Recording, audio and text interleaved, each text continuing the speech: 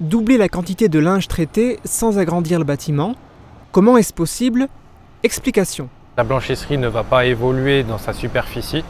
On va simplement exploiter les espaces intérieurs. Donc on va exploiter la surface supérieure, ce qui va nous permettre de doubler finalement notre capacité de production. On va donc passer de 4,5 tonnes jour à une capacité de 9 tonnes jour.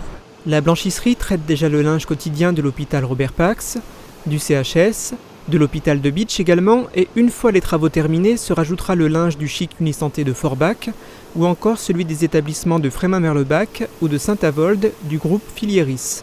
Les draps de quelques 1700 lits seront ainsi lavés quotidiennement, ainsi que les tenues du personnel.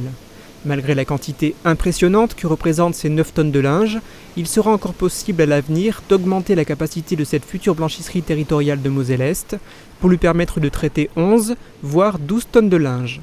En plus de l'occupation d'un espace supplémentaire avec l'utilisation de l'aérien, l'ensemble du parc machine est en train d'être remplacé. Cela a pour conséquence une nécessaire adaptation des postes de travail, mais ces changements sont vus d'un bon œil par la quarantaine d'employés de la blanchisserie. On a hâte aussi que les travaux se terminent, qu'on voit un petit peu tout ce que ça donne, et en termes de production, je pense qu'on sera beaucoup plus rapide, beaucoup plus efficace, donc je pense que ça sera vraiment sympa. Le poste ici présent, donc un poste d'accrochage de veste et de tenue de travail, a été complètement changé par un poste un peu plus moderne, qui va nous permettre à terme d'accrocher beaucoup plus de linge, beaucoup plus rapidement.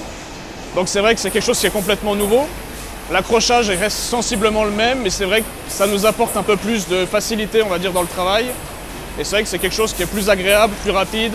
Et bon, là on commence seulement, donc il y a encore tout l'aspect un peu prendre le pli du nouveau fonctionnement de la machine. Le temps du chantier, la blanchisserie continue de fonctionner pour permettre aux patients de bénéficier chaque jour d'un linge propre. Les horaires des employés ont changé.